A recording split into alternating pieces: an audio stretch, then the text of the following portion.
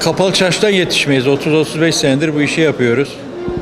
Eski halı, kilim, bu tür işte antika tarzı para, aklına ne gelirse yani.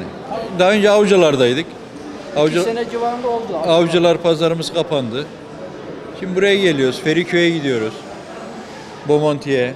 Ondan sonra Yenibosna'ya gidiyoruz. Ekmek paramızın peşine düşüyoruz böyle.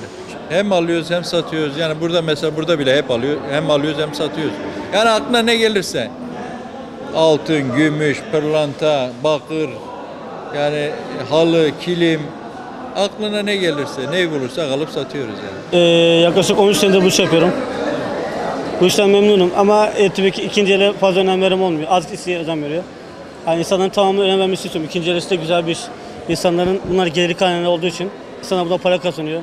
Bu işten ikinci el insanlar eşya alıyor. Kimin durumu yetmiyor. Adamın mesela imkanı yok, durumu yok. Alamıyor. İkinci el olarak alıyor. İkinci el olarak biz satıyoruz. Tabii telefon, elektronik olarak her şeyi satıyoruz. İnsanların istediğine göre ürün getiriyoruz. Mesela kimi antika istiyor, kimi şahit istiyor, kimi tablet istiyor, kimi tablo istiyor. Değişiyor. Daha önceden Topkapı'da da yaptım ben bu işi. Beyazıt'ta da yaptım. Tespih, yüzük, gümüş, saat üzerine, saatlerin pillerini, böyle kurmalı saatler bana gelmiyor da normal saatlerden uğraşıyorum.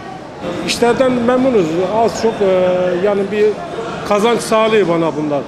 Biz burada işleme uğraşıyoruz, burayı çalıştırmaya çalışıyoruz. Yani buradaki huzuru, güveni sağlıyoruz, buradaki insanlara yardımcı oluyoruz. Bir senedir biz buradayız, oturtmaya çalışıyoruz.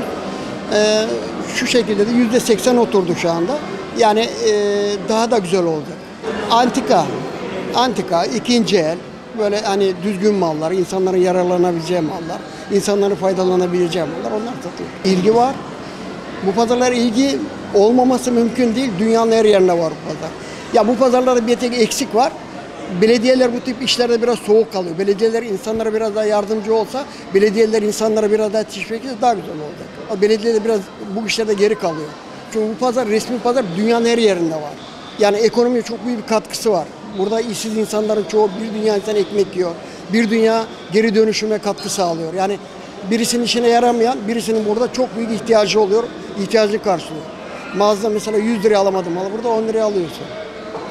Yani burası onun için bulunmaz bir nimet. Yani bu tip pazarlar desteklenmesi lazım. Hatta bu tip pazarları belediyeler daha böyle fazla üzerine eğilip belediyeler bunlar resmi kanal üzerine çalıştırması lazım.